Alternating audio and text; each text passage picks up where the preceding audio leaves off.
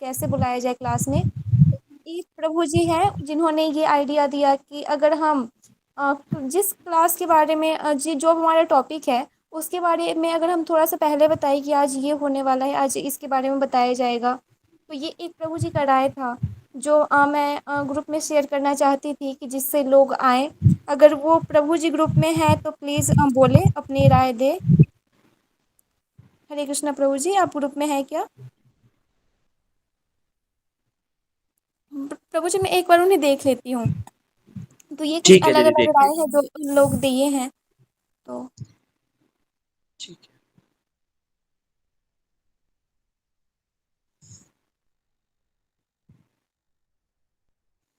ठीक है।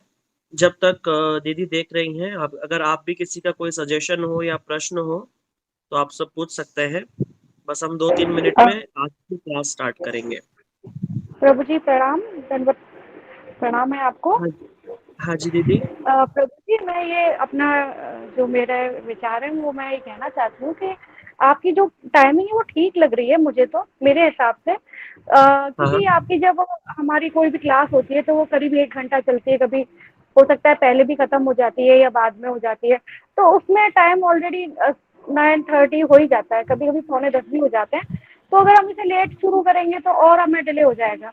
और फिर आपकी रिकॉर्डिंग तो आती है, जैसे मैं भी कभी-कभी नहीं कर पाती सैटरडे में, तो मैं रिकॉर्डिंग सुन लेती हूँ। तो मेरे हिसाब से ठीक मुझे है, ठीक है, टाइम ठीक। ठीक लगती है। बाकी कोई त्रुटि हो, कोई गलती से मैंने कुछ कह दिया है तो मैं क्षमा चाहती हूँ। नहीं नहीं, बिल्कुल ठीक, बिल्कुल ठीक। ठीक है। चलिए, हाँ, प्रभु टाइम हो जी। गया है। हम लोग स्टार्ट करते हैं टाइम से ही क्लास को, ठीक है। जो लोग आएंगे वो सुनते जाएंगे और रिकॉर्डिंग में फिर सबको मिल जाएगा, जो भी जिनका छूट जाएगा वो रिकॉर्डिंग सुन सकते हैं। आज की जो क्लास है वो बड़ी इंपॉर्टेंट है और विशेष रूप से ये उनके लिए है जो घर में रहकर भजन करते हैं, जिनकी शादी हो चुकी है या जो शादी करने वाले हैं, करना चाहते हैं और मन में कुछ प्रश्न हो। तो शास्त्र उस विषय में क्या कहते हैं, ये सब उसी के विषय में है।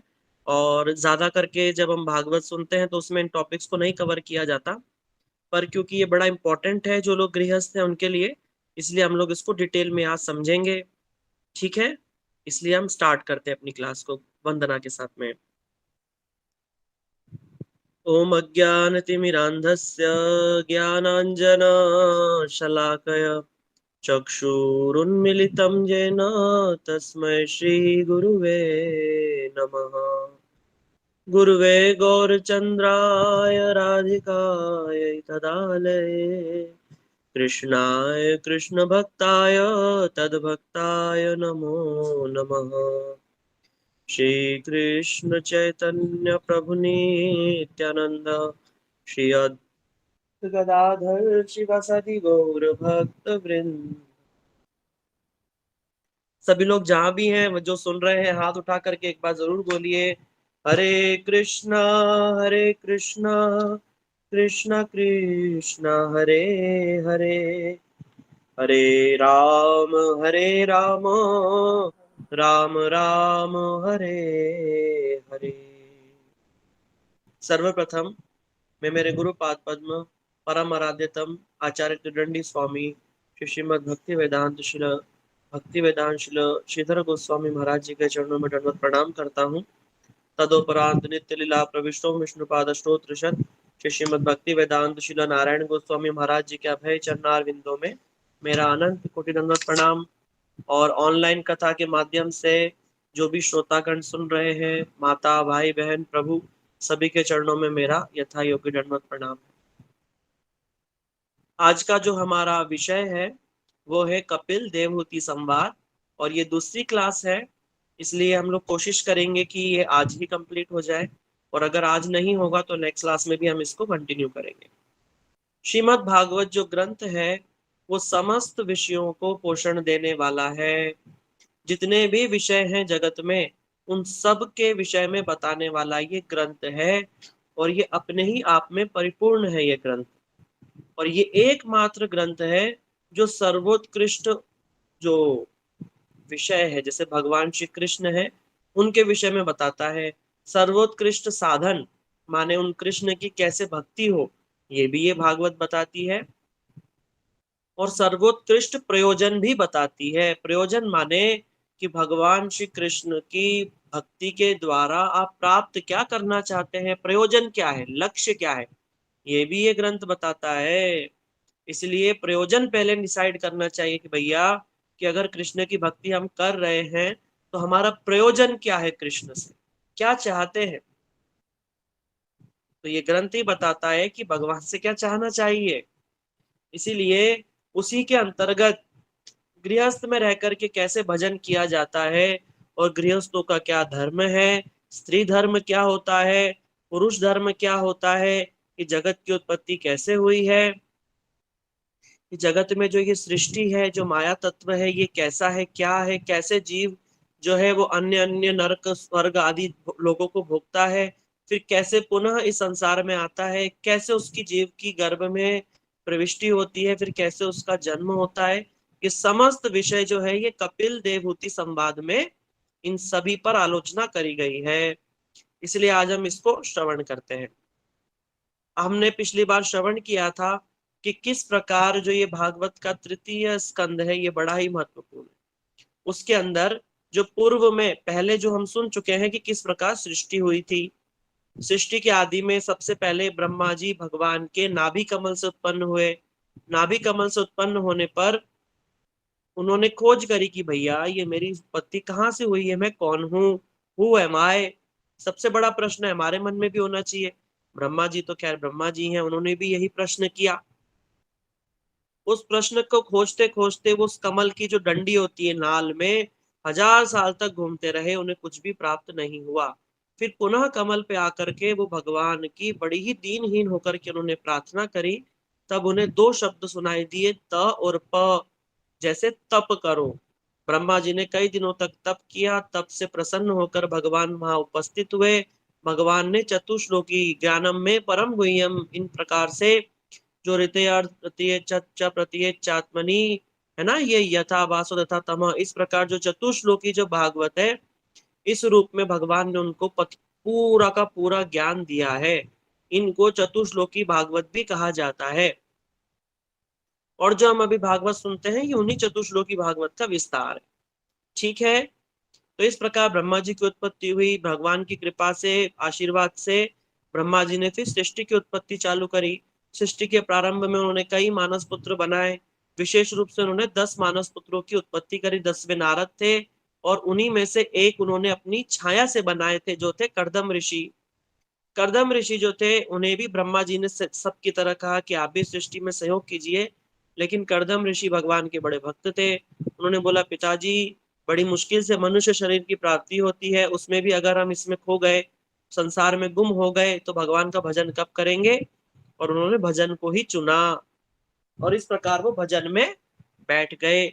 इससे ब्रह्मा जी सोच रहे हैं कि सृष्टि तो आगे बढ़ ही नहीं रही है। तब उन्होंने मैथुनी सृष्टि को प्रारंभ करने की, मैथुनी माने ऑटोमेटिक, जैसे स्त्री पुरुष मिलते हैं उससे जो सृष्टि बनती है, उससे उन्होंने सृष्टि को प्रारंभ करने के लिए सोचा। और सबसे पहले उन्होंने अपने ही शरीर के दाहिनी ओर से शत्रुपा की उत्पत्ति करी। ये प्रथम स्त्री है। और उल्टी तरफ से माने बाम पाश से उन्होंने मनु महाराज की उत्पत्ति करी। ठीक है, तो मनु और शत्रुपा जो है ये प्रथम स्त्री और पुरुष हैं। और मनु और शत्रुपा से ही समस्त मनुष्यों की उत्पत्ति हुई है, इसलिए सबको मनुष्य कहा जाता है जो मनु से आए हैं। अब मनु महाराज और शत्रुपा देवी जो है उनकी 5 संतानें हुई। उत्तानपाद, प्रियव्रत, देवहूति, आकुति और प्रसूति। यहाँ पर देवहूति जी के चरित्र को हमने सुनते हुए जाना था कि किस प्रकार उनका विवाह जो है वो कर्दम ऋषि से हुआ था। पर क्यों हुआ। और ये जो देवहूति थी ये उस समय विश्व सुंदरी, और जब ये अपने पिता के आंगन में खेलती थी तो इनके रूप को देख करके देवता भी मूर्छित हो जाते थे, इतनी सुंदरी थी ये दोनों तीनों बहनें, देवहूति, आकुति और प्रसूति। अब यहाँ पर जो है कर्दम ऋषि जो थे उन्होंने भगवान की भक्ति द्वारा भगवान को, उनके नेत्रों से अश्रु बहने लगे, क्योंकि इतने समय तक भी भगवान ने उन्हें दर्शन नहीं दिए। जब अश्रु अश्रु उनके नेत्रों से बहने लगे तब भगवान प्रसन्न होकर के उनके समक्ष प्रस्तुत हुए। भगवान से उन्होंने आशीर्वाद मांगा, भगवान की भक्ति मांगी। भगवान ने कहा, भैया और भी कुछ मन में हो तो मांग लो। कर्दम ऋषि ने निष्कपट होकर एक बात कही कि बोला, प्रभु मेरे मन में भी संसार को भोगने की इच्छा है, लेकिन उसमें भी आपकी इच्छा निहित है, क्योंकि आप ही चाहते हैं कि सृष्टि का विस्तार हो, और मेरे पिता ब्रह्मा जी की यही इच्छा थी, इसलिए मैं भी उसको कार्य को करना चाहता हूँ। लेकिन एक शर्त है, मैं आपको पुत्र रूप में प्राप्त करना चाहता हूँ, और जब आप पुत्र रूप में प्राप्त हो जाए तब मैं वैरागी होकर के घर छोड़ करके चला जाऊंगा। भगवान ने कहा तथास्तु, और कर्दम ऋषि जो है वो वापस समाधि में लग गए। अब भगवान की इच्छा से ही जो मनु महाराज हैं वो अपनी पुत्री माने देवहूति को लेकर के आए हैं, और उन्होंने कर्दम ऋषि से बड़ी ही ज्ञान की बातें करी, बहुत कुछ समझाया कि किस प्रकार गृहस्थ जीवन जो है, ये समस्त जो गृहस्थ जो होते हैं वो ब्रह्मचार्य आश्रम, संन्यास आश्रम और वानप्रस्थ आश्रम तीनों का पोषण करते हैं। क्योंकि ब्रह्मचारी जब गुरुकुल में रहते हैं तो वो नौकरी थोड़ा ना करते हैं, वो भिक्षा मांगने कहाँ जाते हैं? गृहस्थों के घर जाते हैं। जब सन्यासी जब घर बार छोड़कर सन्यास ले लेते हैं, वो भी किस पर आश्रित होते हैं? गृहस्थ पर आश्रित होते हैं। वानप्रस्थ भी गृहस्थ पर ही आश्रित होते हैं। इसलिए जो गृहस्थ आश्रम है ये तीनों ही आश्रम को पोषण करने वाला है, इसलिए गृहस्थ आश्रम के ऊपर बड़ी जिम्मेदारी है। और गृहस्थ आश्रम का कैसे आचरण करना चाहिए, कैसे रहना चाहिए, ये समस्त शिक्षाएं जो है वो मनु महाराज ने कर्दम ऋषि को सुनाई है। और कर्दम ऋषि जो है उन्होंने बड़े ही प्रेम से उसको सुना। फिर मनु महाराज ने अपनी जो पुत्री है देवहूति, बड़ी ही सुंदरी, उनका विवाह कर्दम ऋषि से कर दिया, क्योंकि ऐसा गुणवान पुरुष मिलना, दामाद मिलना बहुत कठिन है, जिनके अंदर कौन सा गुण हो? भक्ति का गुण हो। भक्ति का गुण आना बहुत कठिन है। अच्छा डांस कर लेना, अच्छा गा लेना, अच्छा पका लेना, अच्छा पैसा कमा लेना, ये तो साधारण गुण है। सबसे बड़ा गुण है अगर किसी के अंदर भगवान की भक्ति का बीज हो, वो व्यक्ति ऐसे हजार हजार करोड़पति हो, लखपति हो, सुंदर एक्टर, डांसर, सिंगर से बहुत आगे है। क्यों? क्योंकि जगत की जितनी भी चीजें हैं ना, इस जगत में ही रह जाएंगी, लेकिन जो इस जगत की बाहर की वस्तु का अवलंबन करने वाला व्यक्ति खुद को भी और अपने आश्रित जन जैसे पत्नी, पुत्र, परिवार है ना, माता पिता आदि को भी इस संसार से पार लगा सकता है। इसीलिए अगर कोई भक्त मिल जाए अपने जीवन में, चाहे भक्त पत्नी हो, चाहे पति हो, चाहे बच्चे हो, कोई भी अगर हमारे घर में भक्त हो जाए, तो हाथ जोड़ करके भगवान से पुनः पुनः धन्यवाद दो, बोला प्रभु आपने हमको हमारे उद्धार का मार्ग प्रशस्त कर दिया। तो इस प्रकार कर्दम ऋषि मनु महाराज जी को दामाद रूप में मिल गए। उनका विवाह उन्होंने देवहूति से कर दिया। देवहूति उनकी कन्या है। देवहूति और कर्दम ऋषि का विवाह हो गया। विवाह के समय मनु महाराज जो अपनी पुत्री है देवहूति, उसको कर्दम ऋषि को सौंपते समय अपनी पुत्री को शिक्षा देते हैं। ये पहला पिता है जो अपनी पुत्री को शिक्षा दे रहे हैं। सर्वप्रथम पिता ने क्या शिक्षा दी अपनी पुत्री को? उन्होंने कहा देखो आप सभी माताएं बहनें ध्यान से सुनिए, देखो मनु महाराज क्या कहते हैं। मनु महाराज कहते हैं बेटी, तुम्हारे ऊपर दो परिवारों की जिम्मेदारी है, एक तो पिता का परिवार और एक ससुर का परिवार, ठीक है ना।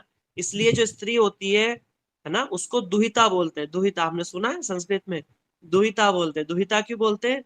दो परिवार का हित करने वाली होती है, इसलिए उसको दुहिता कहते हैं स्त्री को। दो परिवार माने ससुर का परिवार और पिता का परिवार।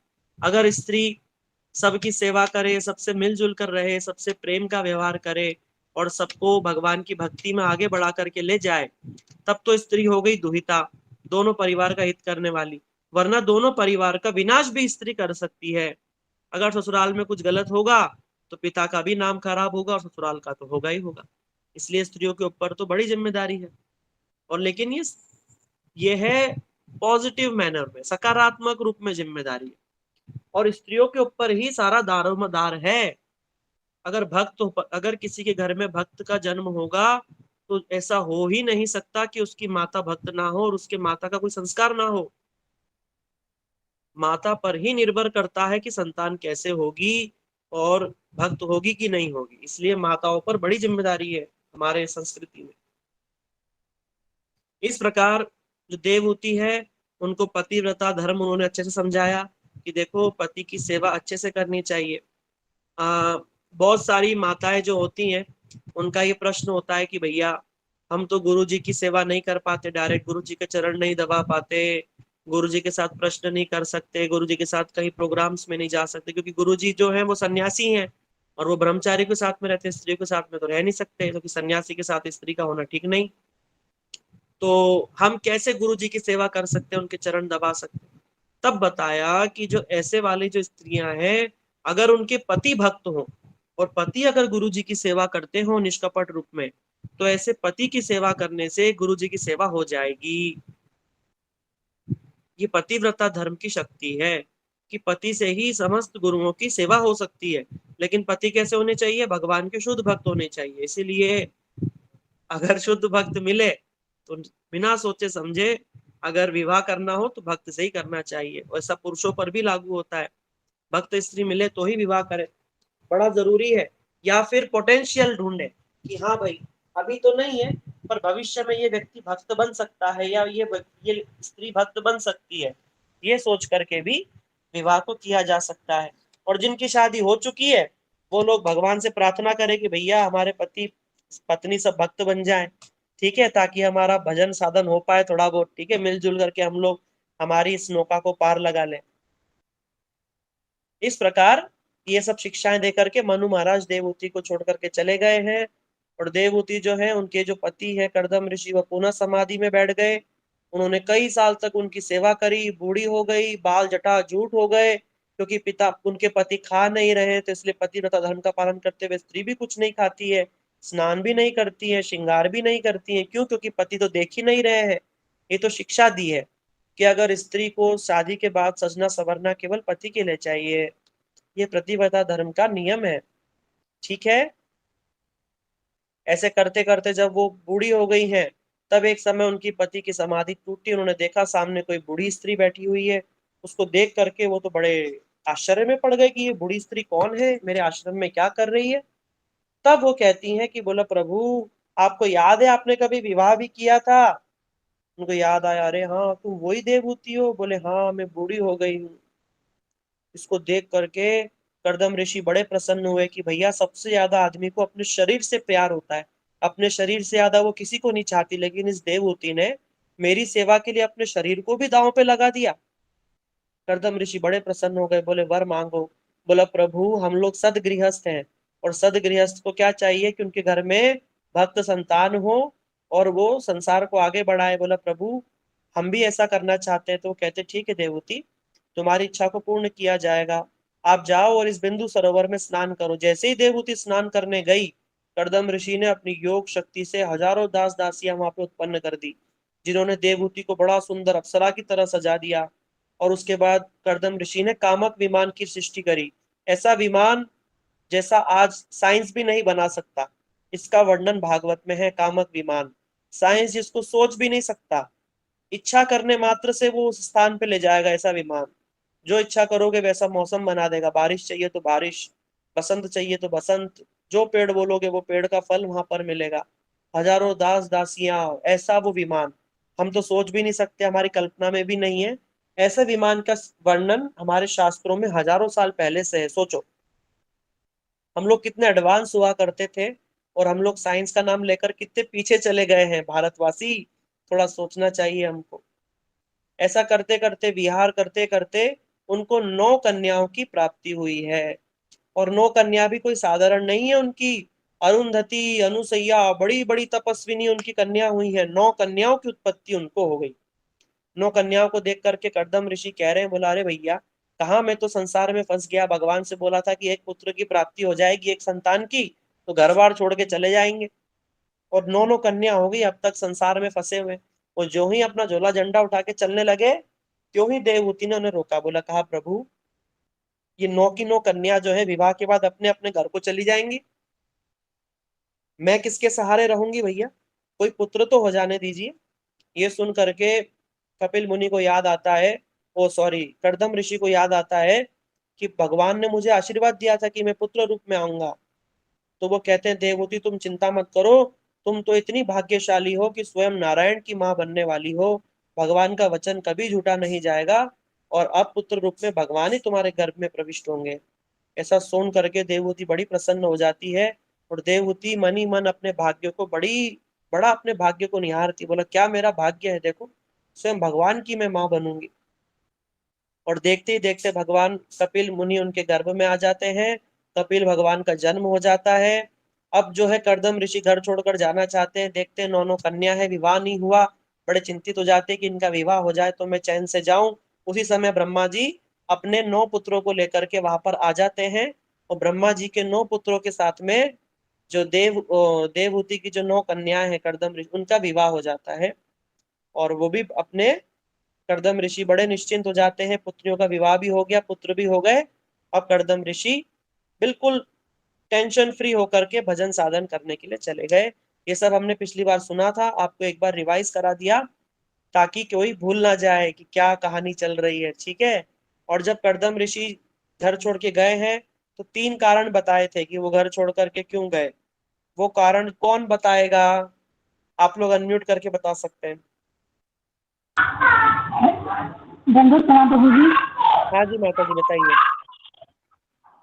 प्रभु जी वो भगवान की सेवा करना चाहते थे दास भाव से, हाँ इसीलिए वो मन में जाने लगे कि वहाँ मैं पूजा करूंगा, वात्सल्य भाव में नहीं रखना चाहते थे। हाँ हाँ कारण प्रभु जी ये था कि भगवान को प्राप्त करने से ज्यादा जरूरी है कि भगवान का प्रेम प्राप्त करना। हाँ भक्त तो उनके घर आ गए थे लेकिन वो प्रेम वो पूजा पाठ करके उनका मतलब तपस्या के बल पे उनको प्रसन्न करके उनका प्रेम पाना चाहते थे। हम्म। तो यही याद है मुझे। बहुत सुंदर, बहुत सुंदर, बहुत अच्छा जवाब दिया। ठीक है, बहुत अच्छा बताया माता जी ने। आप म्यूट कर लीजिए आप। 3 कारण बताए थे। पहला कारण कि वो दास भाव में सेवा करते हैं और वात्सल्य अगर पुत्र रूप में भगवान आ जाएंगे तो भाव में गड़बड़ हो जाएगी, इसलिए वो जाने लगे। दूसरा कारण बताया था कि भगवान जो है वो भगवान का प्रेम जरूरी है, जो कि भजन साधन से प्राप्त होता है। भगवान तो सबको प्राप्त हो जाते हैं लेकिन भगवान का प्रेम प्राप्त होना बड़ा दुर्लभ है। उसी प्रेम प्राप्ति के लिए वो भजन साधन करने गए हैं। तीसरा, वो सोच रहे हैं कि भगवान तो स्वयं कपिल मुनि जो है वो कुछ दिन बाद उपदेश दे करके स्वयं वनवास चले जाएंगे, घर बार छोड़ के चले जाएंगे, तब मुझे भगवान का विरह का दुख सहना पड़ेगा, इसलिए मैं पहले ही घर छोड़ के चला जाता हूँ। इन कारणों से वो पहले ही चले गए घर छोड़ करके। अब समय आने पर कपिल मुनि बड़े होते हैं और अब वेरी इंपॉर्टेंट चीज यहाँ पे स्टार्ट हो रही है, इसलिए आप लोग सब ध्यान से सुनिए। हमने बड़ी मेहनत से इन सब चीजों को तैयार किया है आपके लिए। अगर आप नहीं सुनेंगे तो हमारा कल्याण ही नहीं होगा, ठीक है ना, इसलिए आप सब ध्यान से सुनिए। जब कपिल भगवान बड़े हो गए और ध्यान भजन में बैठ गए एक समय, तब जो देवहूति हैं वो अपने पुत्र के समक्ष आकर के हाथ जोड़ करके अपने पुत्र से कहती हैं, देखो क्या बात उन्होंने कही है देवहूति ने। साधारण आदमी के मन में तो ये बात ही नहीं आ सकती है। देखो क्या कह रही है देवहूति जी। वो कह रही है, निर्विण्णाम नितराम भूमन सन्निन्द्रियस्तर्शनात् येन संभाव्यमानेन प्रपन्नाद्यं तमः प्रभो। कह रही है देवहूति जी, बोला हे बेटा, अपने पुत्र को ही कह रही है, बोला हे पुत्र, यद्यपि मैं तुम्हारी माँ हूं और तुम मेरे बेटे हो, मुझसे छोटे हो, लेकिन मैंने सुना है कि तुम भगवान हो और तुम समस्त ज्ञान को जानते हो, ब्रह्म ज्ञानी हो। इसलिए मैं आज माँ नहीं एक स्त्री के रूप में तुमसे प्रश्न करती हूँ। स्त्री स्वभाव होने के कारण मैं चंचल हूँ और ज्यादा चीजों को धारण भी नहीं कर पाती। मेरा ये प्रश्न है कि मेरे जैसा भोग शायद ही संसार में किसी को मिले। कैसे? मेरे पिता सम्राट मनु, महाराज मनु की मैं पुत्री, जब तक पिता के घर में रही, महलों में खेली कूदी और किसी चीज की कोई कमी नहीं। फिर कर्दम ऋषि जैसे महान संत मुझे पति रूप में प्राप्त हुए। कामक विमान जिसको की कल्पना भी नहीं कर सकता, उस विमान में मैं हजारों साल तक मैंने विचरण किया, हजारों दास दासियों की सेवा मैंने उस विमान में ली और अपने पति के साथ में भोग किया।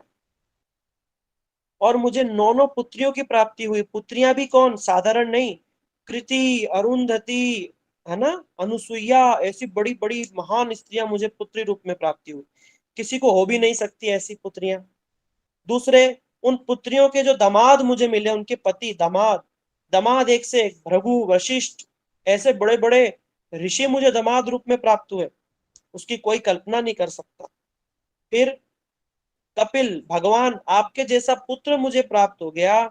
मैं सोच नहीं सकती। मैं कह रही हूं कि जगत के जितने भी भोग हैं वो परिपूर्ण अवस्था में मुझे मिले, लेकिन पुत्र, हे कपिल मुनि, हे बेटा, मेरे मन को फिर भी शांति नहीं है। इसका क्या कारण है? इसका क्या कारण है कि फिर भी मेरे मन को शांति नहीं मिल रही है? क्या आप सबका भी यही प्रश्न है कि मन को शांति नहीं मिल रही? हमारे पास किसी चीज की कमी नहीं है, घर, कपड़ा, मकान, गाड़ी सब कुछ है, पैसा भी है, लेकिन मन को शांति नहीं है। क्या ऐसा प्रश्न सबका है? हाँ या ना में जवाब दीजिए। हाँ जी प्रभु जी। ये प्रश्न सबका ही है ना? ठीक है। अब हाँ जी इसका प्रभु उत्तर, जी। उत्तर सुनना चाहते हैं इसका? क्या उत्तर दिया? अच्छा, कोई, हाँ प्रश्न पूछिए ऋतिक जी। आप जी लोग हाथ प्रभु जी, बढ़ा। हाँ बोल रहा था, मतलब अच्छा प्रश्न अच्छा था। अच्छा। सॉरी प्रभु जी। अच्छा अच्छा, प्रश्न अच्छा लगा ना? ठीक हाँ है। जी, हाँ जी। देखो, जब हमने भागवत आपको शॉर्ट में सुनाई थी, जब हमने कहा था कि भागवत 5 प्रश्नों का उत्तर है ना, मन को शांति कैसे मिले, सुनाया था ना? उसी का ही उत्तर देखो भागवत में इस उपाख्यान के माध्यम से भी दिया जाएगा और आगे भी दिया जाएगा। चलो अब उत्तर सुन लेते हैं, उत्तर क्या है। हरे कृष्णा। कपिल मुनि उत्तर दे रहे हैं माता देवहूति को। कपिल मुनि कहते हैं, और देवहूति मैया एक बात और कहती है, वो कहती है, बोले बेटा, अपने ज्ञान रूपी जो तलवार है ना, उससे मेरे जितने भी अज्ञान रूपी अंधकार है उसको काट दो। ऐसा काटो कि दोबारा उगी ना पाए, और ऐसा उपाय बताओ जिससे मन को परमानेंट शांति मिले। छोटी मोटी शांति नहीं, परमानेंट। जगत के जो विषय होते हैं ना, उनमें सुख तो है पर परिपूर्ण नहीं है। उनसे पेट भर जाता है थोड़ी देर में। जैसे अभी मैं बोलूं, अभी आप भूखे हो, कुछ नहीं खाया हो, है ना, और मैं रसगुल्ले का नाम ले दूं, या आपको जो मिठाई बड़ी पसंद हो, रसमलाई, रबड़ी, रसगुल्ला, उसका नाम ले दिया जाए तो अभी मुंह में पानी आ जाएगा। बोला वाह वाह वाह वाह वाह, आनंद आ जाएगा अगर रसगुल्ला मिल जाए, और रसगुल्ला सामने आ जाए तो बारे न्यारे हो जाए। अब रसगुल्ला खाइए, 1 खाए, 2 खाए, 3 खाए, बड़ा आनंद आएगा। 4 खाए, थोड़ा मन बोलेगा बस हो गया। 5 खाए, बोला अरे नहीं नहीं, छठा सातवां कोई खिला दे, और 10वां कोई खिला दे तो उससे नफरत ही हो जाएगी। गुलाब जामुन को बोले भैया गुलाब जामुन, नफरत, देखना भी उसको पसंद नहीं करेंगे। संसार के भोग इसी प्रकार है, वो अच्छे लगते हैं फिर अच्छे नहीं लगते। जैसे ही मन भर जाता है, मन उससे उड़ जाता है। मन रूपी भौरा विषयों पर बैठता है, और जैसे ही विषय का रस खत्म हो जाता है, भौरा उड़ जाता है। ठीक है ना? इसलिए मन को शांति नहीं मिलती। वो एक भौरे से, एक फूल से दूसरे फूल, मन हमारा उड़ता ही जा रहा है, उड़ता ही जा रहा है, उड़ता ही जा रहा है, लेकिन उसको शांति, थोड़ा रस तो मिलता है लेकिन परिपूर्ण मात्रा में नहीं मिलता। तो उसकी खोज खत्म ही नहीं हो रही, और मन की खोज खत्म नहीं होती तो हमारी आत्मा को शांति भी नहीं मिल रही। ये सारे अशांति की जड़ है। इसी विषय पर कपिल मुनि उपदेश देना चाहते हैं। इसलिए कपिल भगवान कहते हैं, बोले माँ, जो संसार के विषय हैं वो मन तक ही रह जाते हैं, इंद्रियों तक ही विषयों का आस्वादन जाता है। इंद्रिय, लेकिन आत्मा तो इंद्रियों के परे है, आत्मा तक कुछ भी नहीं पहुंचता। और जब तक आत्मा को शांति नहीं मिलेगी, हमें शांति नहीं मिलेगी, और आत्मा तक कुछ पहुंचता ही नहीं है। क्यों? क्योंकि अगर हम खाएंगे तो इंद्रियों तक ही जाएगा, है ना, मुंह से खाया और मन को अच्छा लगा बस।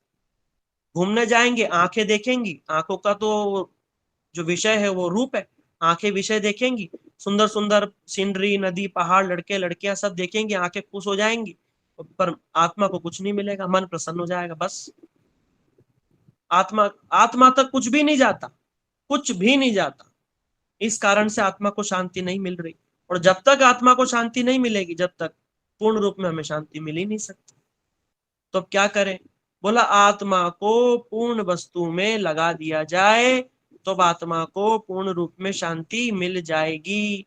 फिर मन रूपी भौरा जब एक बार भगवान के चरणों को पकड़ लिया तो भगवान के चरणों में अनंत अनंत आनंद है, वहां रस खत्म ही नहीं होगा, तो मन इधर उधर जाएगा ही नहीं। एक बार भगवान में लग गया तो लग गया, क्योंकि भगवान में किसी चीज की कमी नहीं होती। जैसे रसगुल्ले में तो रस की कमी हो जाएगी, हम लोग खाएंगे तो फिर बाद में अच्छा नहीं लगेगा, ज्यादा खा लेंगे, लेकिन भगवान में ऐसा नहीं होता। भगवान में क्या होता है, जितना सुनेंगे जितना उतना आनंद आएगा, और आनंद बढ़ता ही जाएगा, बढ़ता ही जाएगा। जिसको महाप्रभु बोलते हैं ना, आनन्दाम्बुदिवर्धनं प्रतिपदं पूर्णामृतां स्वादनं सर्वात्मस्वप्नं परं विजयते श्री कृष्ण संकीर्तनम। चेतोदर्पण मार्जन वाला श्लोक, ठीक है ना। इस प्रकार से आनंद बढ़ता ही जाएगा, पद पग में भगवान के द्वारा जो भक्ति का आनंद है वो बढ़ता ही जाता है, बढ़ता ही जाता है। इसीलिए तुम पूर्ण भगवान में अपने मन को लगा दो। ये कौन कह रहे हैं? कपिल भगवान देवहूति को कह रहे हैं। क्योंकि भगवान कैसे हैं? पूर्ण मदः पूर्णमिदं पूर्णाद पूर्णमुदच्यते पूर्णस्य पूर्णमादाय पूर्णमेवावशिष्यते। इसको सुन करके देवहूति मैया कहती हैं, बोला प्रभु बेटा तुमने बात तो बड़ी अच्छी बोली कि भगवान में मन को लगा दो, पर क्या तुम्हें लगता है कि इस मन को लगाना इतना आसान है?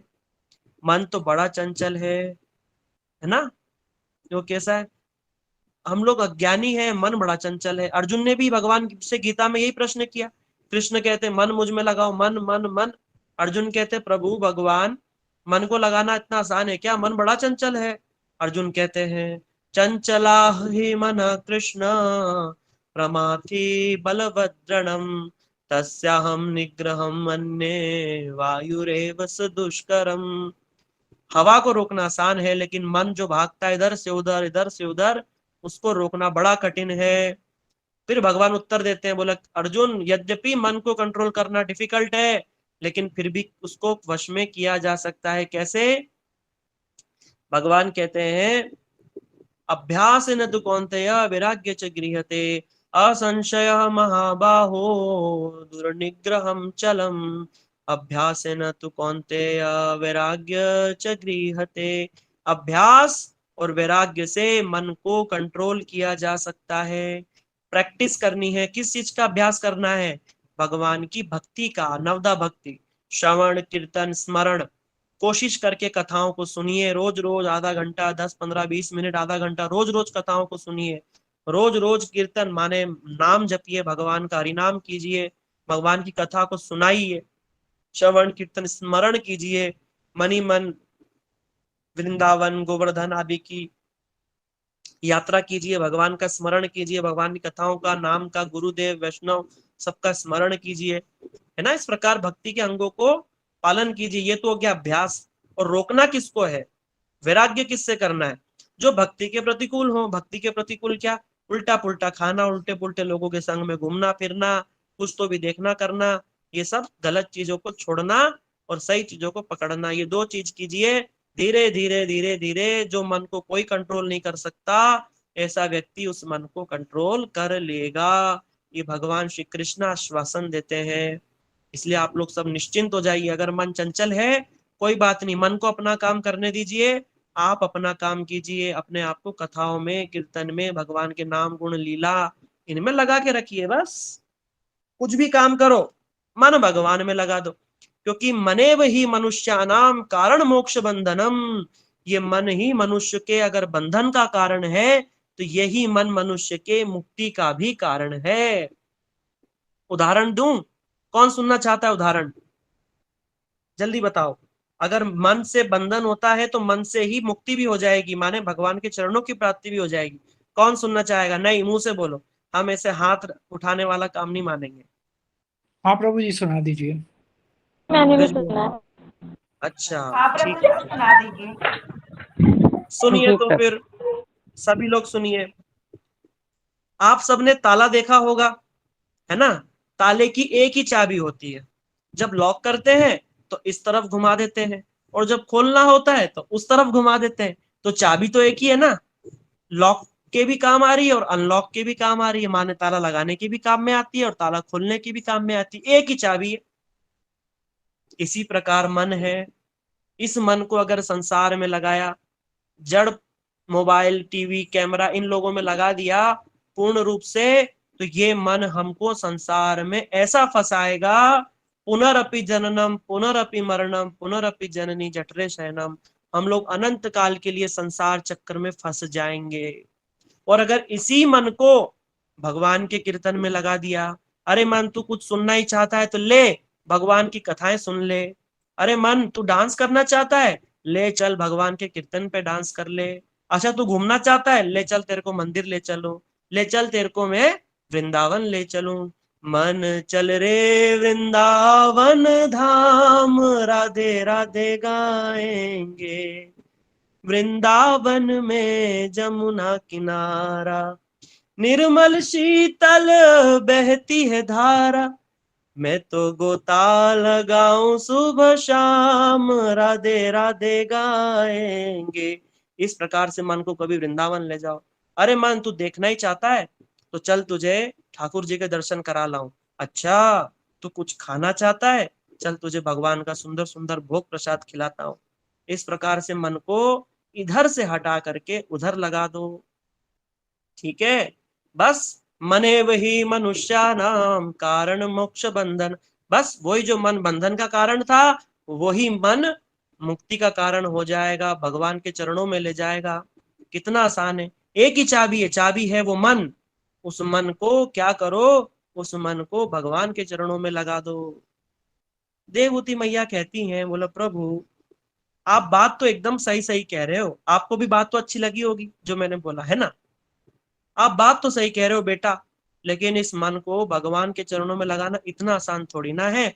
बस तुमने बोला और हमने लगा दिया, इतना आसान नहीं है। देखो देवहूति कोई साधारण स्त्री नहीं है, वो सब जानती है, साधारण स्त्री मत समझना। वो हमारा प्रतिनिधित्व कर रही है वहां बैठ करके, है ना। ऐसा व्यक्ति जो बहुत कोशिश करने पर भी मन को कंट्रोल ना कर पाए, वो व्यक्ति क्या करे, ये प्रश्न पहले ही देवहूति पूछ रही। बोला बेटा इतना आसान थोड़ी ना है, कोई सरल उपाय बताओ, एकदम सरल। तब बोलते हैं कौन, हमारे कपिल मुनि, कपिल भगवान, भगवान श्री कपिल देव, वो उत्तर देते हैं। बोला मैया अगर तुम अपने मन को भगवान में नहीं लगा सकती तो एक काम करो। क्या काम करो, आप लोग सब सुनना चाहते हैं? आप लोग सबको एक्साइटमेंट हो रहा है कि नहीं सुनने के लिए कि भैया भगवान ने क्या उत्तर दिया, हाँ या ना? बहुत हाँ प्रभु जी। जी सुनना प्रभु चाहती जी। है। हाँ तो सुनिए, भगवान कहते हैं मैया अगर अपने मन को भगवान में नहीं लगा सकते, बहुत कठिन लग रहा है, तो एक काम आसान है, वो कर लो। क्या कर लो, जिनका मन भगवान में लगा है उनमें अपने मन को लगा दो। माने ऐसे संत, ऐसे वैष्णव जो भगवान के शुद्ध भक्त हैं, जिनका मन भगवान में लगा है, जो निरंतर भगवान की कथा, भगवान का नाम, गुण, कीर्तन लगे ही रहते हैं, उनमें अपने मन को लगा दो। तो क्या होगा, जैसे जुआरी का संग करोगे तो जुआरी बन जाओगे, शराबी का संग करो शराबी बन जाओगे, गुटखा खाने वाले के साथ रहने लग जाओ, थोड़े दिन में नहीं आपको गुटखा खाना सिखा दे तो हमारा नाम पलट देना। जैसा संग वैसा रंग चढ़ जाता है।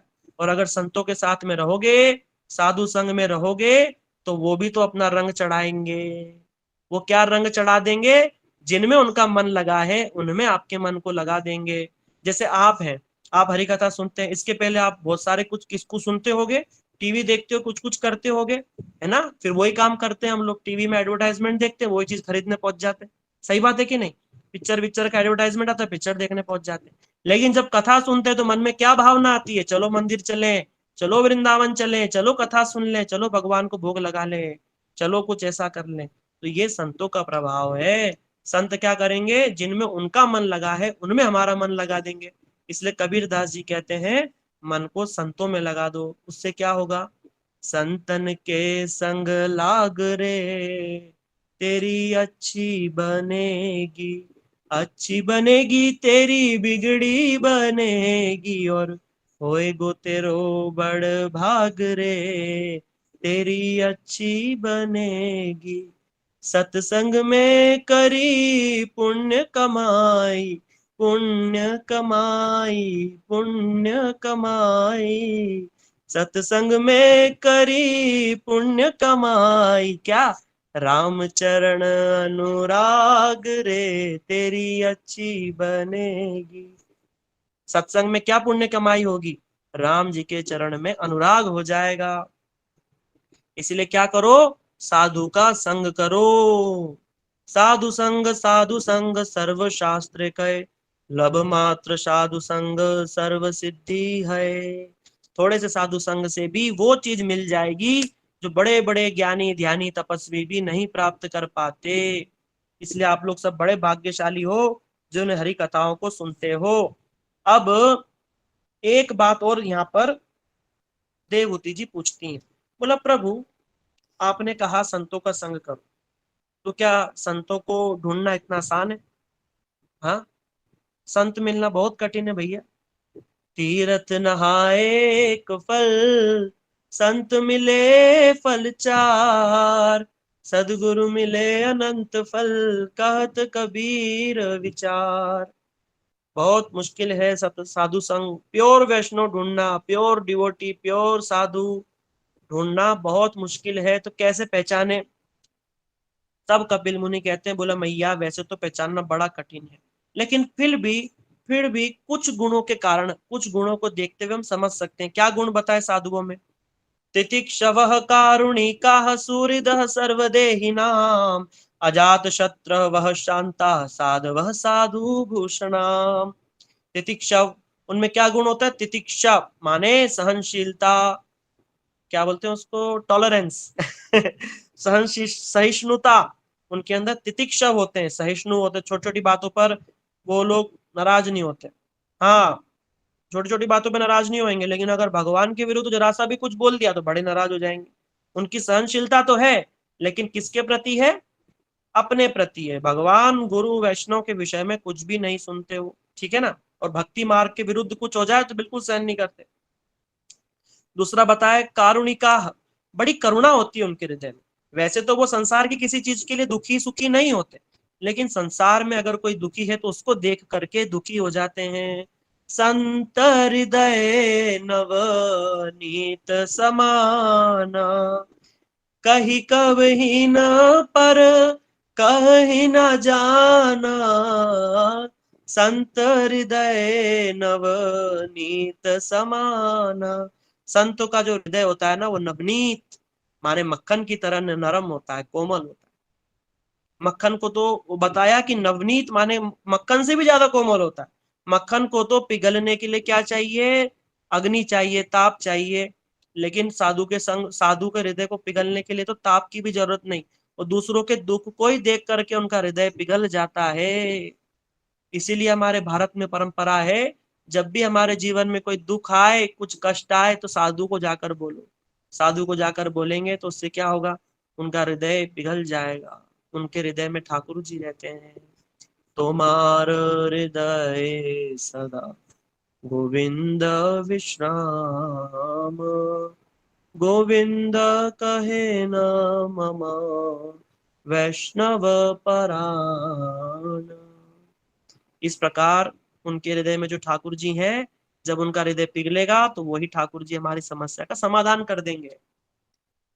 इस प्रकार अजात शत्रु, उनका कोई शत्रु नहीं होता। सुहृद सर्वदेही नाम, समस्त जगत को एक ही दृष्टि से देखते हैं, सब में भगवान का ही दर्शन करते हैं, किसी से बैर नहीं होता उनका। और साधव साधु भूषणाम, इस प्रकार के गुणों से साधुओं में गुण होते हैं। आप सबको मैं एक छोटी सी बात बताता हूँ। देखो, जो लोग भगवान की जिनको अनुभूति हो जाती है ना, उनकी किसी से शत्रुता हो ही नहीं सकती। बताओ क्यों नहीं हो सकती? इसलिए नहीं हो सकती क्योंकि वो सब तो भगवान का ही हो जाता है ना। जैसे मैं आपको उदाहरण देता हूँ, जैसे हमारे मुंह में दांत भी हमारे हैं, जीभ भी हमारी है, गाल भी हमारा है, सब हाथ पैर सब हमारे। अब मान लो कि कभी खाते खाते और दांतों से जबान कट जाए, जीभ कट जाए और खून आने लगे, और कोई हमें भड़का दे, अरे ये जीभ तो बड़ी, ये जो जीभ बेचारी भोली भाली 32 दांतों के बीच में अकेली रहती है, और ये दांत सारे बड़े बदमाश है, बार बार इसको खाने की कोशिश करते हैं, और आज तो देखो इस पे हमला ही कर दिया। और हम भड़क करके क्या कभी 4 दांत अपने तोड़ते हैं? बोलो हाँ या ना। कभी हमने जीभ पे गुस्सा करके दांत तोड़े? ओ सॉरी, दांतों पे गुस्सा करके दांत तोड़े कभी अपने 32 में से 3-4? हाँ या ना बोलो, नहीं बोलिए। प्रभु जी। नहीं तोड़े ना। क्यों नहीं तोड़े? क्योंकि दांत भी हमारे हैं और जीवा भी हमारी है। इसलिए अगर कोई हमें भड़काए, अरे जीभ तो बड़ी भोली भाली है और दांत तुम्हारे बड़े बदमाश है, इन दांतों को तोड़ दो, तो हम बोलेंगे भैया तेरा मुंह तोड़ देंगे, दांत नहीं तोड़ेंगे, क्योंकि ये दांत भी हमारे हैं। ठीक इसी प्रकार साधु भी सारे जगत को भगवतमय देखते हैं। इसलिए अगर वो कुछ गलत भी होता है तो वो सोचते हैं, बोला बस सब रंगमंच की कठपुतलियां हैं और सब अपना अपना रोल निभा रहे हैं। ठीक है, ये साधु स्वभाव है। और ये गुण अगर किसी में हो ना, तो उसको तो पकड़ ही लो। बोला भैया हमारा कल्याण का मार्ग बताओ, ये साधुओं के लक्षण है। ठीक है, सब में भगवान का दर्शन करना। सिया राम मैं सब जग जाना, करहूं प्रणाम जोड़ जुग पान। सिया राम मैं सब जग जानी, करो प्रणाम जोर जुग पानी। सब में भगवान का दर्शन।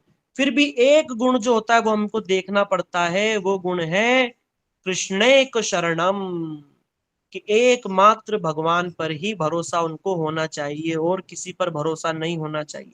अगर कोई व्यक्ति है, उसको उसके अंदर बहुत सारे गुण हमको दिख रहे हैं, कह रहे सहनशील भी है, सबसे समभाव रखता है, सब कुछ है, लेकिन जब कोई दिक्कत आती है, कुछ आती है, तो कभी देवी देवताओं के पास चला गया, कभी इधर गया, कभी उधर गया। नहीं, कृष्णेक शरणम, ये सबसे बड़ा गुण साधु में होना चाहिए कि एकमात्र भगवान में ही विश्वास करना, भगवान से ही भरोसा करना।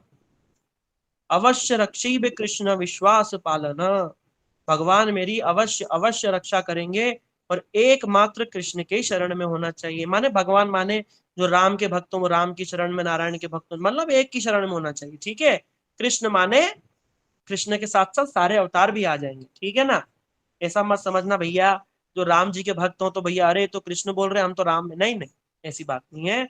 कृष्ण बोलने से माने कृष्ण सबसे ऊपर है ना, तो कृष्ण के अंदर राम जी भी हैं, नारायण सब है कृष्ण के अंदर। ठीक है ना, अगर कृष्ण की भक्ति कर ली तब तो हो ही गया, बाकियों में भी हो ही जाता है। ठीक है, बाकी ऐसा ना हो कि कभी गंगा गए तो गंगादास, यमुना गए तो जमुनादास, ऐसा नहीं होना चाहिए। एक में पूर्ण श्रद्धा होनी चाहिए और बाकी सब में उसका सम्मान होना चाहिए। ठीक है, इस प्रकार से। तब ये सुन करके देवहूति बड़ी प्रसन्न हो गई। बोला प्रभु, बोला बेटा तुमने तो बड़े अच्छे लक्षण बता दिए, अगर ऐसे संत मुझको मिल जाए तो क्या करूं? तब बोलते हैं कपिल मुनि, क्या करो? सताम, ये सबसे इंपॉर्टेंट श्लोक है और आप सबसे प्रार्थना करेंगे कि इन श्लोकों को आप लोग सब याद कर लीजिए। ठीक है, सताम प्रसंगात मम वीर्य संविदो, भवन्ति ऋतकर्ण रसायन कथा, तज्जोषणाद आशु अपवर्ग वर्तमनि, श्रद्धारतिर्भक्तिरनुक्रमिष्यति। कपिल मुनि कहते हैं सताम प्रसंगा, माने ऐसे जो सत्संग है, सत पुरुष हैं, उनका प्रकृष्ट रूप में संग कीजिए। प्रसंग बोला, संग मतलब क्या होता है? साथ में रहना। इस संग का मतलब ये नहीं कि साधुओं के गले पड़ जाओ, उनकी छाती पे बैठकर चक्की चलाओ मूंग दलो, नहीं। संग का मतलब ये होता है, देखो संग, उदाहरण देते हैं, संग तो बालों के अंदर रहने वाली जूं भी हमारा करती है। बालों में जूएं रहती है ना, हमारे संग में रहती है कि नहीं? कितना संग में सबसे पास तो रहती है वो, लेकिन हमारा खून चूसती है। संतों के पास जाना, संतों का संग कभी ऐसे नहीं करना चाहिए। संतों का संग कैसे करो? उनके विचारों को अपने जीवन में उतारो, उनकी शिक्षाओं को अपने जीवन में उतारना ही साधु संग है। केवल मात्र साधु के संग में रहने से संग नहीं होता। अगर साधु की शिक्षाओं को जीवन में नहीं उतारा तो संग नहीं होगा। भले ही तुम गुरु जी के गले में हाथ डाल के चलो, तुम्हें कुछ लाभ नहीं होगा, कुछ भी लाभ नहीं होगा। थोड़ा बहुत सुकृति पुण्य हो जाएगा अगर हाथ पैर दबाए तो, लेकिन अगर साधु के संग में नहीं हो, दूर हो, लेकिन उनकी शिक्षाओं को अपने जीवन में उतारते हो, तब अवश्य साधु संग हो जाएगा। इसलिए बोला सताम प्रसंगात मम वीर्य संविदो, ऐसे साधुओं के, ऐसे वैष्णव के संग में रह करके मेरी इन वीर्यवती कथाओं को सुनो, पुनः पुनः इन कथाओं को सुनो। ये कथाएं कैसी हैं? भवंती ऋतकर्ण रसायन कथा, ये आपके हृदय और आपके कान के लिए रसायन की तरह है।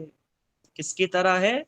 रसायन। देखो यहाँ पे एक शब्द का उपयोग हुआ है, रसायन। रसायन कहते हैं 10 प्रकार की जड़ी बूटियों को मिला करके रसायन बनाया जाता है। औषधि, पतंजलि के जो पतंजलि का जो योग है ना वेदों में, उसके अंदर रसायन शब्द आया है। रसायन शब्द 10 प्रकार की जड़ी बूटियों को मिला करके रसायन बनाते हैं, ठीक है, किसी बीमारी के लिए। उसी प्रकार ये जो भगवान की कथाएं है ना, ये रसायन की तरह हमारे कानों से घुसेंगी और हमारे हृदय में का जो भव रोग हमको हो रखा है उसको ठीक कर देंगी। तब जो शनाद आशु अपवर्ग वर्तमनी, अपवर्ग कर देंगे, हमारा जो पवर्ग है ना वो खत्म कर देंगी। पवर्ग क्या होता है, कोई जानते हैं? अगर हिंदी पढ़ी हो या हिंदी पढ़ाते हो, पवर्ग किसको कहते हैं, कौन बताइए। देखो मैं प्रश्न पूछूंगा ना तो आप सबको याद हो जाएगा। बोलो बताओ, पवर्ग क्या होता है। चलो मैं ही बता देता हूँ। देखो, क वर्ग होता है क ख ग घ न, प वर्ग होता है प फ ब भ म। अब याद आया, अब तो याद आ गया होगा। जी तो मुझे भी इसको याद आ गया। याद आ गया। देखो, प वर्ग किसको कहते हैं, प फ ब भ म। देखो जो हमारे हिंदी के जो अक्षर है ना, इनको बिना सोचे समझे नहीं बनाया है, इसके पीछे बड़ा विज्ञान है। प वर्ग का अर्थ क्या होता है, प फ ब भ म। ये अध्यात्म में भी इसका उपयोग है, इसको बोलते पवर्ग। पवर्ग माने, प माने परिश्रम। सारी दुनिया इस पवर्ग में फंसी हुई है, सारी दुनिया इस प वर्ग के अंदर फंसी हुई है। देखो कैसे, प का अर्थ होता है परिश्रम। देखो, चींटी से लेकर आदमी से लेकर कुत्ता से लेकर बिल्ली से लेकर एक माइक्रो ऑर्गेनिज्म तक, सब के सब कोई ना कोई परिश्रम कर ही रहे हैं। तो हो गया प माने परिश्रम। प फ, फ माने फेन। परिश्रम करते करते पसीना फेन आ जाना, जैसे देखा ना बैल खींचते खींचते बैल के मुंह में झाग आ जाते, फेन। सब किसी ना किसी प्रकार परिश्रम करते करते थक जाते हैं। प फ ब, ब माने व्यर्थता। व्यर्थता माने व्यस्त, सबके सब देखो तो व्यर्थ हैं और फालतू के काम में सबके सब व्यस्त हैं। प फ ब भ, भ माने भय। सबको भय है, किसी ना किसी चीज का भय है। बड़े से बड़ा भी अगर अफसर होगा ना तो उसको भय है कि कहीं ऊपर वाला अफसर मुझे ना निकाल दे। प्रधानमंत्री को भय है कि कहीं जनता मेरे को वोट के द्वारा पलट ना दे, है ना। यूएस का प्राइम मिनिस्टर को भी डर है कि मैं अगली बार चुनाव ना हार जाऊं। सबको ही डर है, ये तो डर सबको ही है कि मर ना जाऊं, बीमार ना हो जाऊं, इसलिए भय तो सबको ही है। प फ ब भ म, म माने मृत्यु। इसलिए प वर्ग में सारी दुनिया फंसी है। लेकिन जो मेरी इन वीर्यवती कथाओं को सुनते हैं साधु संग में, वो क्या होते हैं, अपवर्ग हो जाते हैं। इस प वर्ग से बाहर हो जाते हैं, आगे लग गया, अपवर्ग हो जाते हैं वर्तमनी। और उससे क्या होता है, धीरे धीरे श्रद्धा, रति, भक्ति अनुक्रमिष्यति। क्रम से उसके जीवन में पहले श्रद्धा आएगी, श्रद्धा से वो भगवान का भजन करने लगेगा और धीरे धीरे धीरे प्रेम होने लगेगा भगवान से। प्रेम होते होते एक दिन विशुद्ध शुद्ध भक्ति को प्राप्त करके भगवत धाम में भगवान की सेवा में, राधा रानी की सेवा में नियुक्त हो जाएगा। इस प्रकार से कपिल मुनि ने ये उत्तर दिया। साधु संग में किस प्रकार कथा सुनने से कैसे हमारा कल्याण हो जाएगा, सोचो कितनी सुंदर बात है। अगर हम सारा जीवन भी ढूंढे तो मिलना मुश्किल, लेकिन साधु संग में हमको कितना दिव्य ज्ञान केवल इन 30 मिनटों में। देखो ये भागवत हमारा कितना कल्याण करती है। हमने आपको ये बात सुनाई क्योंकि हमने भी कभी साधु के मुख से सुनी थी। हम तो कहीं ऊपर से कोई लिखवा के नहीं लाए हैं, हमारे माथे पर कोई ज्ञान लेकर के नहीं आए हैं, सब साधु संग में ही तो मिला ना। तो साधु संघ की कितनी महिमा है, सोचो, सोच करके देखो कि एक हमारे जैसा आदमी, ना जन्म से ब्राह्मण, ना कभी गुरुकुल में रहे, ना कभी कुछ सीखा पढ़ा, केवल कथाओं को सुनते सुनते साधु संघ। पर एक बात जरूर हमारे जीवन में हुई कि संत अच्छे मिल गए, उन संतों के संग में कथा सुनते सुनते। और आज देखो कितना बढ़िया बोल बच्चन कर रहे।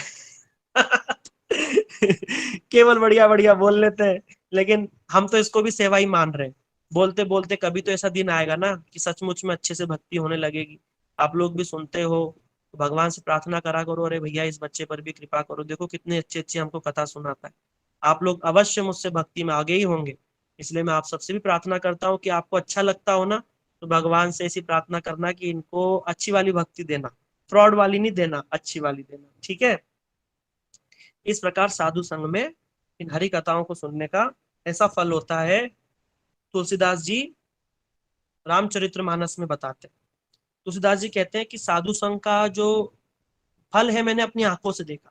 क्या देखा, वो कहते हैं, मंजन फल पे खऊं तत्काला, काक पीक हऊ बकऊ मराला। बोले मैंने देखा है सत्संग रूपी तालाब में स्नान करके जो कौवे होते हैं ना, वो तो बढ़िया कोयल की तरह कुहू कुहू कुहू करने लगते हैं।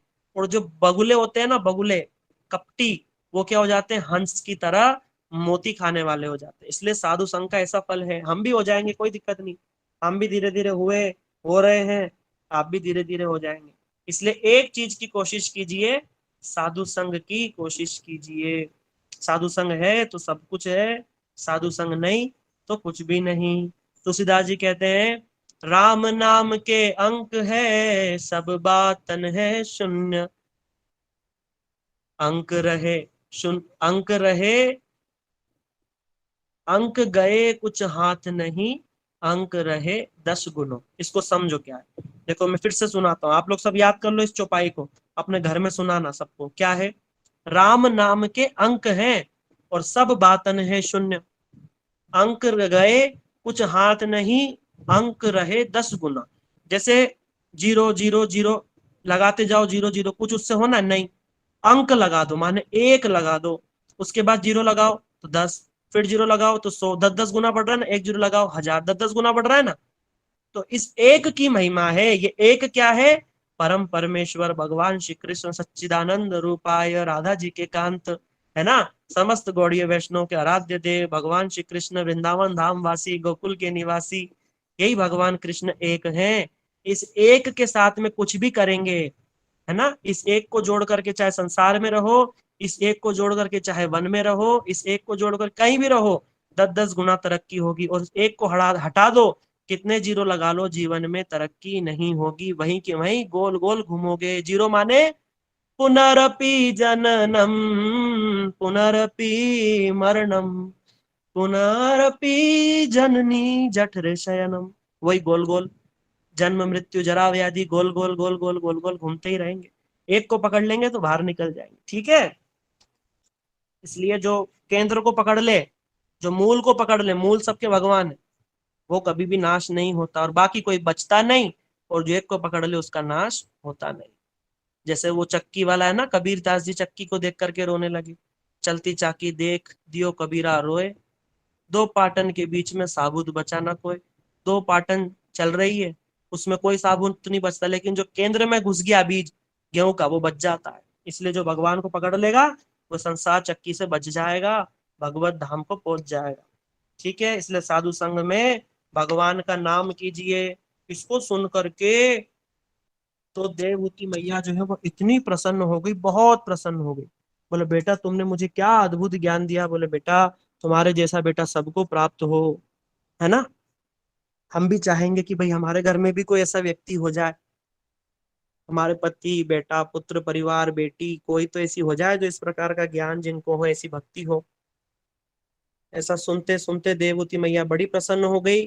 और देवहूति मैया अब एक बात कहती हैं। बोला बेटा, और यहाँ पर कपिल मुनि ने केवल यही बात नहीं समझाई, इसके बाद उन्होंने उनको समस्त सृष्टि की रचना सुनाई कि इस प्रकार जीव जो है अपने कर्मों के अनुसार स्वर्ग नरक आदि लोकों में जाता है। फिर जब वहां पे अपने कर्मों को भोग लेता है, फिर पुनः स्वर्ग से भी वापस आना होता है। पुनः चंद्रमा के माध्यम से उसको वनस्पति में गिरा दिया जाता है। फिर उस वनस्पतियों को जीव खाते हैं, कुत्ता बिल्ली सब खाएंगे। फिर पुरुष से वो स्त्री में चला जाता है, फिर स्त्री से फिर गर्भ में जाता है। फिर गर्भ में अगर मातृ गर्भ है, अगर माँ मनुष्य की माँ है तब तो 9 महीना रहेगा, कभी ज्यादा रहता है, कभी 3 महीना, है ना। कभी 4 पैर वाली माँ मिलेगी, कभी 6 पैर वाली माँ मिलेगी, 12 पैर वाली माँ मिलेगी, है ना। 12 पैर वाली माँ भी होती है, ऑक्टोपस होते हैं, बड़े बड़े जानवर होते हैं ना, कई 1000 पैर वाले भी होते हैं। डिपेंड करता है कर्म कैसे कि उसके हिसाब से शरीर मिलता है। अगर मनुष्य है तो गर्भ में कैसे मनुष्य को धीरे धीरे बढ़ता है, 9 महीने बाद अंत में उसको भगवान की याद आती है और कैसे भगवान से प्रार्थना करता है कि भगवान अब की बार मेरे को जन्म दे दो, अब की बार आपकी भक्ति करूंगा और जरूर निकलूंगा यहाँ से। भगवान बोलते देखते हैं बेटा कितना निकलेगा तू, चल तेरी कन्वीनियंस के लिए मैं एक चीज और बोल देता हूँ, बीच बीच में तेरे को इशारा भी दूंगा, साधु रूप में आकर, गुरु रूप में आकर बताऊंगा भी कि बेटा भजन कर ले। लेकिन जन्म होते के साथ में हम लोग फिर से भूल जाते हैं। कभी माँ के गोद में हंसते खेलते भूल जाते हैं, कभी दोस्तों के साथ खेलते खेलते भूल जाते हैं, कभी बड़े हो जाते हैं गर्लफ्रेंड बॉयफ्रेंड के चक्कर में भूल जाते हैं, फिर पति पुत्र परिवार सबके चक्कर में भूल जाते हैं। बीच बीच में हरि कथा भगवान गुरु वैष्णव को बताते भी हैं कि अरे आए थे हरि भजन को ओटन लगे कपास, आए थे हरि भजन को ओटन लगे कपास।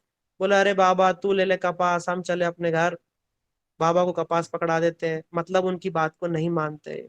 इससे क्या होता है, अंत में फिर मर करके फिर वही जन्म मरण जन्म मरण जन्म। अब की बार हमें डिसाइड करना है कि नहीं अब नहीं, बस बहुत हुआ, अब तो भगवान की ओर चलेंगे ही चलेंगे। तो भगवान ने कृपा करके चैतन्य महाप्रभु की परंपरा में हमको जोड़ दिया है। अब नहीं निकले तो कब निकलेंगे, ठीक है। इस प्रकार देववती मैया अंत में कहती हैं, बोला बेटा इस समस्त जो संवाद हुआ, हमारा डिस्कशन हुआ, उसका निष्कर्ष निकालते हुए मैं भी एक बात कहना चाहती हूँ।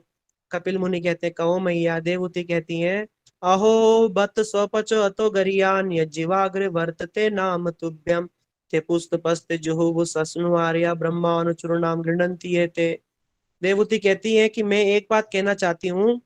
अहो बत, ओहो मतलब हम लोग बोलते ना आश्चर्य में, अहो देखो क्या आश्चर्य की बात है कि जिसकी जीवा के अग्रभाग, पूरी जीवा पे नहीं, जीवा के अग्रभाग मतलब जीव का जो ऊपर का हिस्सा रहता है, अगर उस पर भी कोई भगवान का नाम ले रहा है तो वो ऐसे बड़े बड़े तपस्वी, बड़े बड़े ज्ञानी, बड़े बड़े जिन्होंने बड़ा बड़ा अनुष्ठान किया हुआ है, उन सब से वो व्यक्ति आगे है।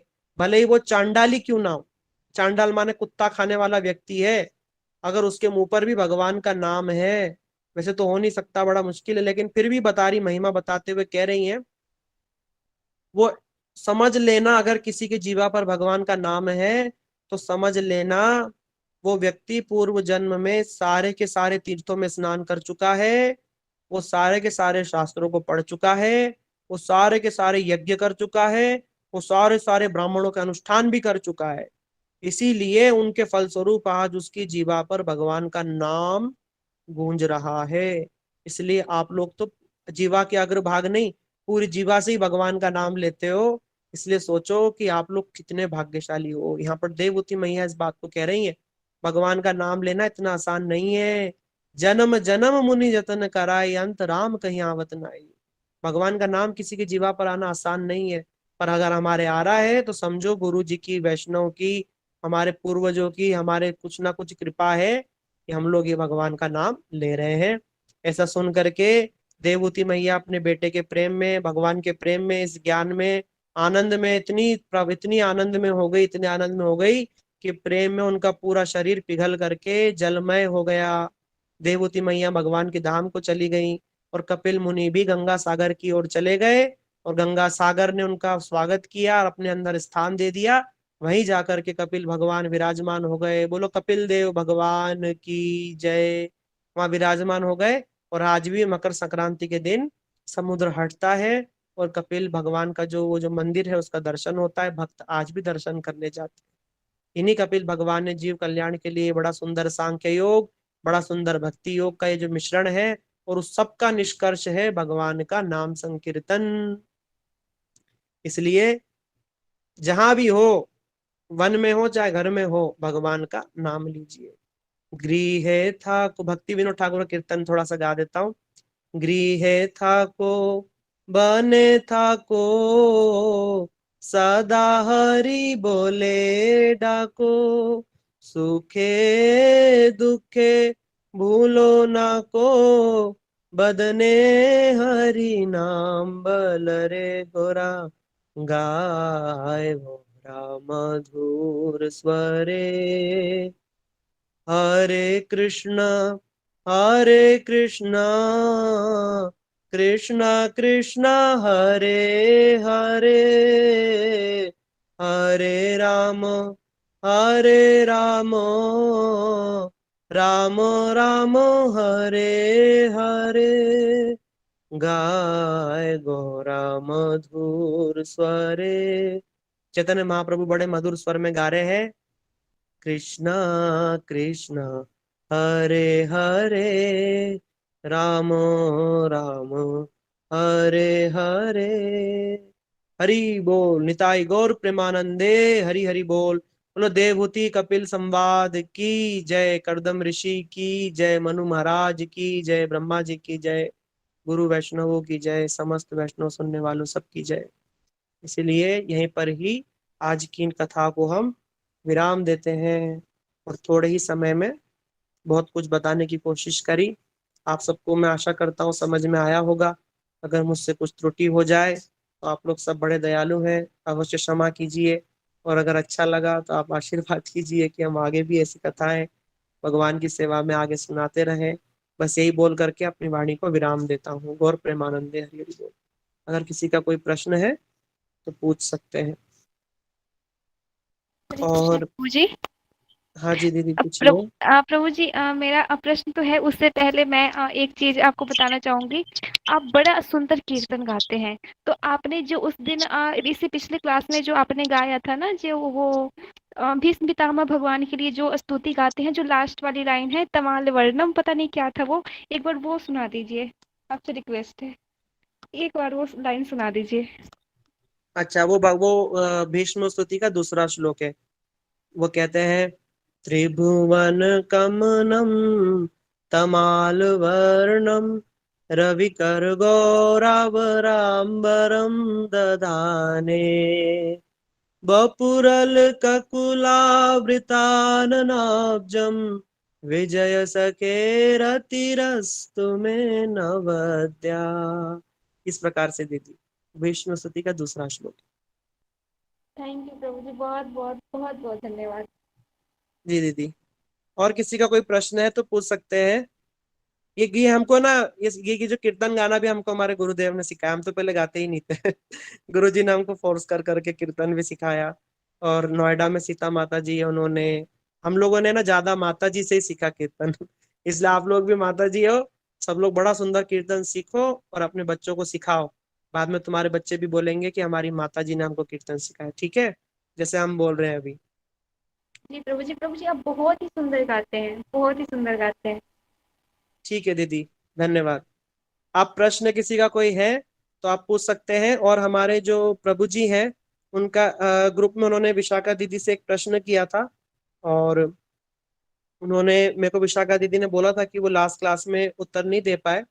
और उन्होंने प्रश्न किया था कि क्या हम माया के प्रभाव को अनुमति देते हैं, या ये अपने आप ही सताने आती है, या माया हमारे अंदर है या बाहर है, ये माया है क्या, और पूरी तरह से निश्चय कैसे हो कि भक्ति से ही हमारा मतलब भक्ति से ही हमारा कल्याण होगा और किसी चीज से नहीं होगा। इस प्रकार के प्रश्न थे। आपको याद है कोई है यहाँ पर जिनके ये प्रश्न थे? अगर हैं तो बता सकते हैं, या फिर डिटेल में पूछ भी सकते हैं। ठीक है, अगर वो नहीं भी है तब भी ये प्रश्न अच्छे हैं, मैं हम उत्तर दे देते हैं। पहला इनका प्रश्न था कि क्या हम माया के प्रभाव को अनुमति देते हैं, या ये अपने आप ही हमें सताने लगती है। देखो, माया कब तक कार्य करेगी? माया भगवान की शक्ति है। जब तक हम भगवान के विरुद्ध जाएंगे, जब तक ही ये हमें सताएगी।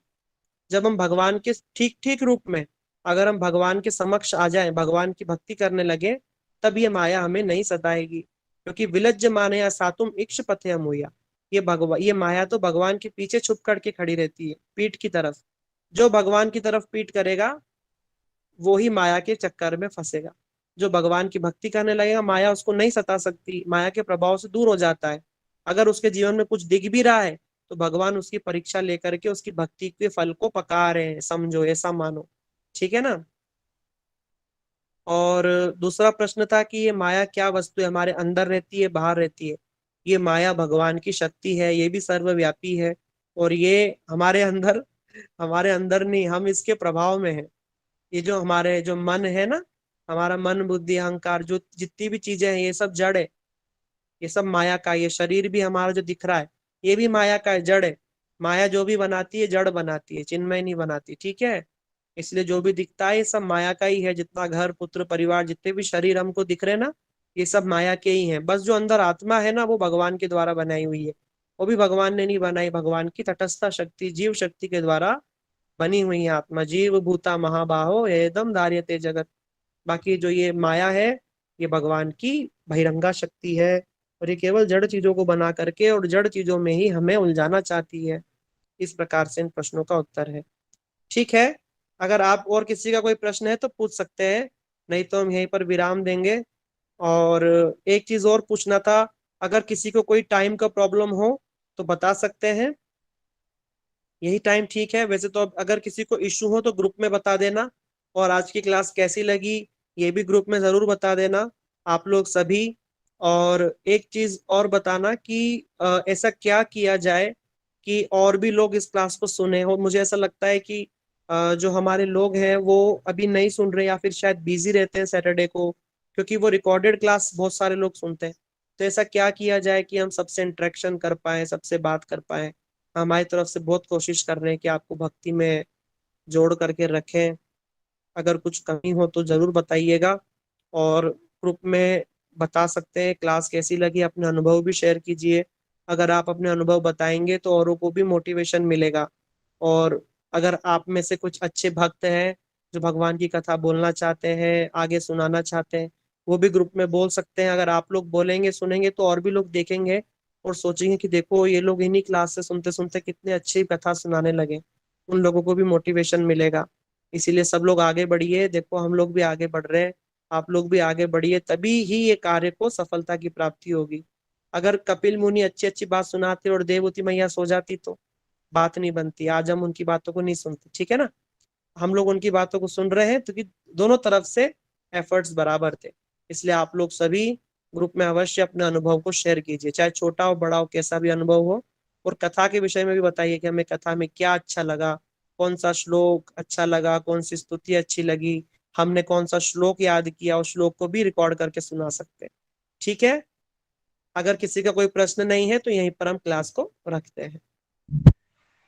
हरे कृष्णा प्रभु जी। हरे कृष्णा। दंडवत ठीक है, प्रणाम। दंडवत प्रणाम, सभी को दंडवत प्रणाम हरे है। कृष्ण आप प्रभु जी, सबने दंडवत ज्वाइन प्रणाम। किया, सबका बहुत बहुत धन्यवाद। हरे कृष्णा प्रभु जी, हरे दंडवत कृष्ण प्रणाम। हरे कृष्णा हरे प्रभु जी, कृष्णा। दंडवत प्रणाम। दंडवत प्रणाम ब्रिजमोहन प्रभु, दंडवत दंडवत प्रणाम। दंडवत प्रणाम माता जी। हरे कृष्णा प्रभु जी, दंडवत प्रणाम। दंडवत प्रणाम माता जी, दंडवत। हरे कृष्णा, हरे सभी कृष्णा को प्रभु दंडवत। जी, दंडवत प्रणाम। दंडवत प्रणाम माया दीदी, दंडवत।